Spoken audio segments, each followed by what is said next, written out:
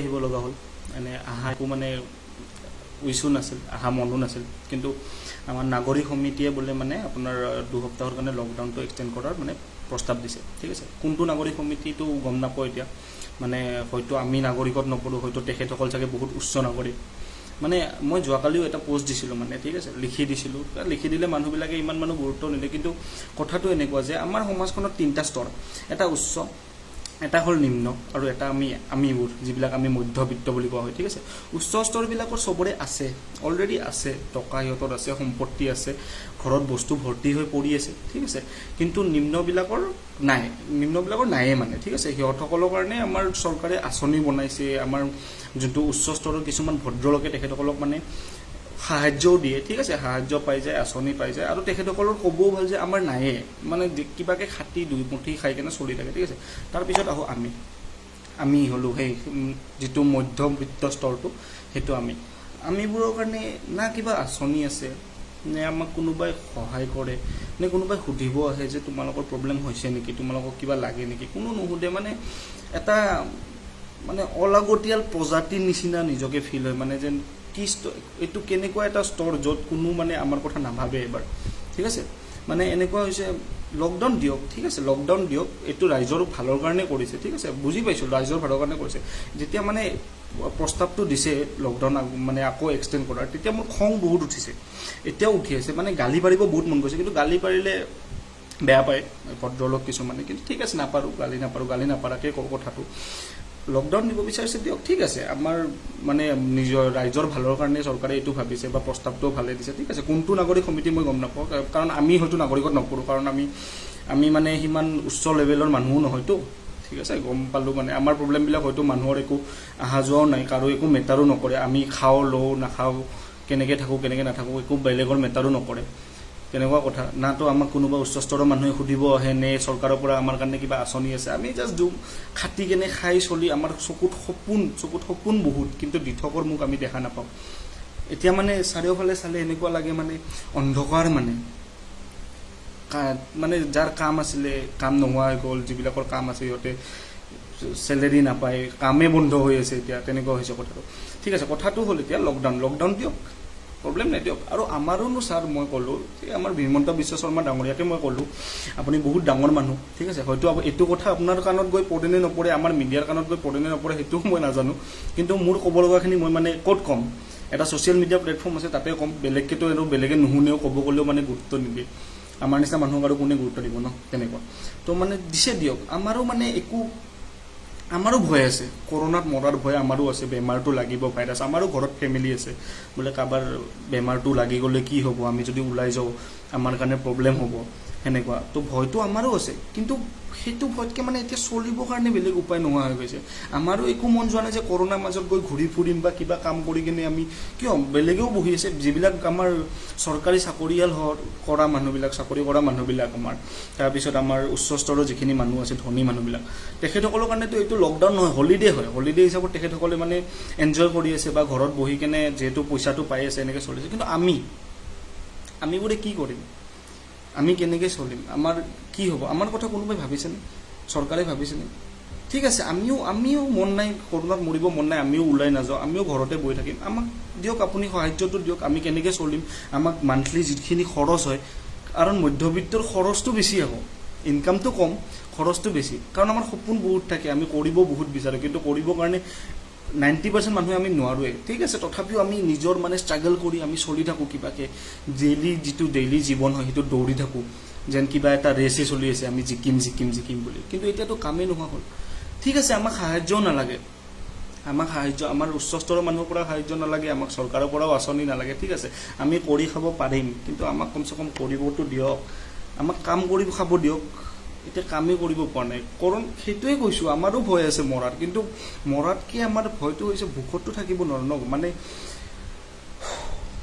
এজন ঘৰৰ ল'ৰা ঠিক আছে মই এজন ল'ৰা যিবিলাক কাৰোবাৰ দুজনো থাকে কিবাও থাকে সেইটো কথা কোৱা নাই কিন্তু ঘৰ এখন চলাওঁতে কেনেকুৱা হয় সেইটো আমি জানো মানে ঘৰ চলাওঁতে যেতিয়া মাহৰ মূৰত ভাড়াত থাকোঁ ভাড়া ঘৰ হয় মাহৰ মূৰত ভাড়াটো যেতিয়া দিব লাগে মাহৰ মূৰত বাকী খৰচ দিব লাগে বজাৰ আনিব লাগে ঠিক আছে গোটেই সেইবিলাক কথা কৰিব লাগে তাৰপিছত মাথাত এটা কিমান মানে বহুত ডাঙৰ টেনশ্যন সেই টেনশ্যনটো যেন আকৌ ঘৰৰ মানুহৰ নালাগে, যেন ল'ৰাটোৱে টেনশ্যনত আছে, মাথাত বহুত কিবা ঘূৰি আছে, ইমান টেনশ্যন লৈ আছে, সেইটো ভাবি কেনে যেন মায়ে দুখত নাথাকে।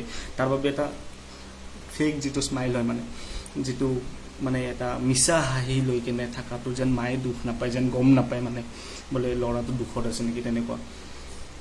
আজি 4-5 মাহ ধৰি আমাৰ একো ইনকাম নাই, আমি জমাওতো আমাৰ এনেকুৱা নাথাকে। আমিনো মানে গৰীববিলাকৰতো ক'ব ভাল যে নায়ে, আমাৰ থাকিও নাই মানে কেনেকুৱা মানে মানুহে আমাক ভাবে যে আছে, ইহঁতৰ চাগে আছে, ইহঁতক আৰু সহায় কৰিব লাগিব জানো, আৰু আমিও মানে খুজিবও যাব নোৱাৰোঁ।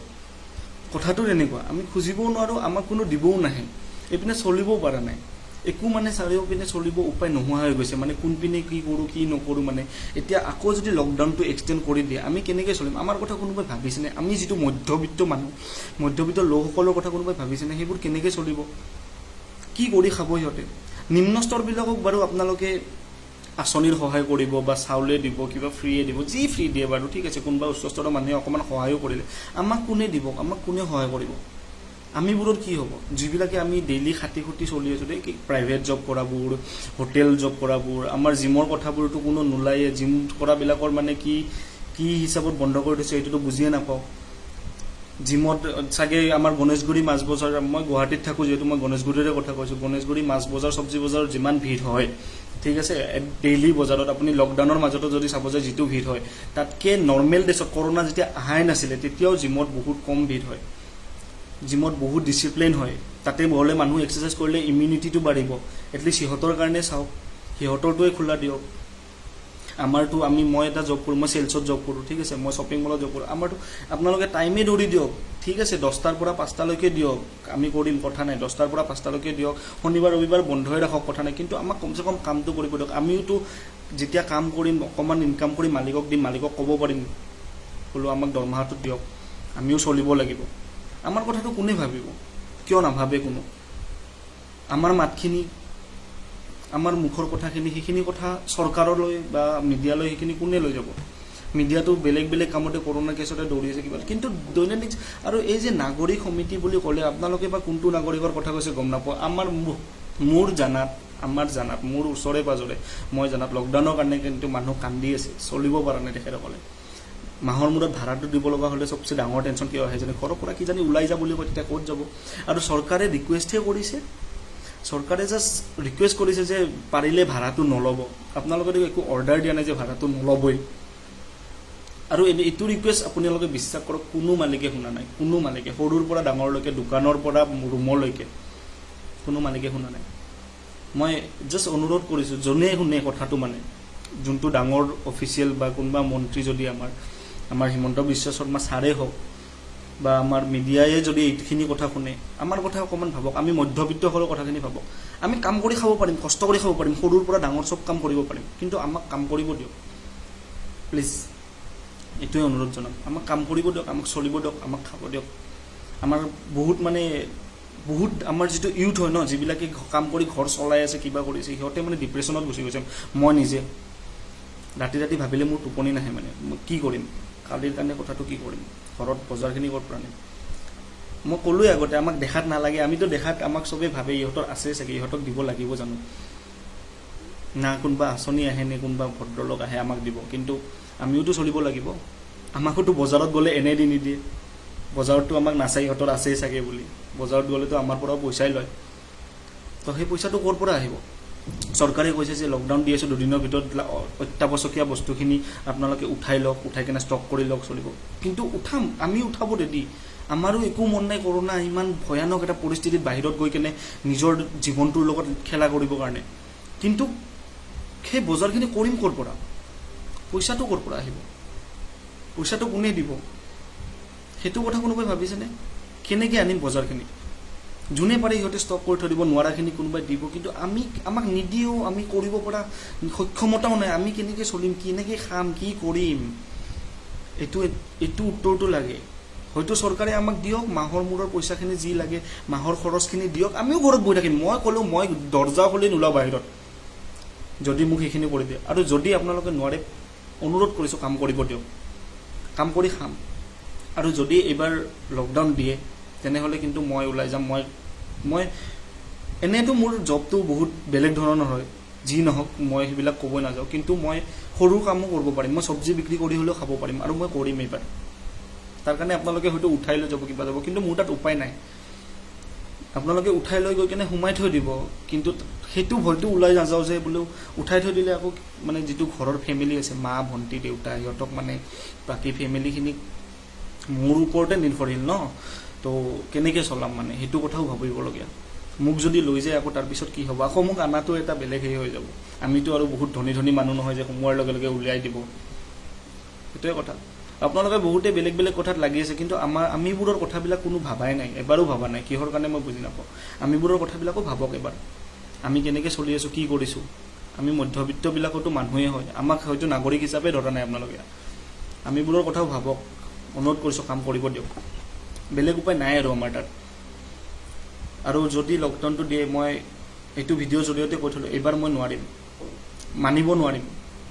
নাই, আপোনালোকৰ নিয়ম নীতি মানিয়ে চলিম, কিন্তু কিবা এটা কৰি হ'লেওতো খাব লাগিব। মই ঘৰে ঘৰে গৈ হ'লেও চব্জি দি হ'লেওতো খাব লাগিব, কিবা এটা কৰিতো খাবই লাগিব। তো প্ৰত্যেকটো ছেক্টৰৰ পিনে এবাৰ চাওক, মানুহবিলাক কেনেকৈ চলি আছে, কেনেকৈ চলা নাই। লকডাউন দি থ'লে সেইটো চলিউশ্যন বুলি মই নাভাবোঁ। ঠিক আছে, আমাৰ কথাই ভাবি দিছে, মই বাৰ বাৰ সেইটোৱে কৈছোঁ, কিন্তু আমাক চলিবৰ কাৰণে উপায় দিয়ক, আমিও চলিম। ধন্যবাদ।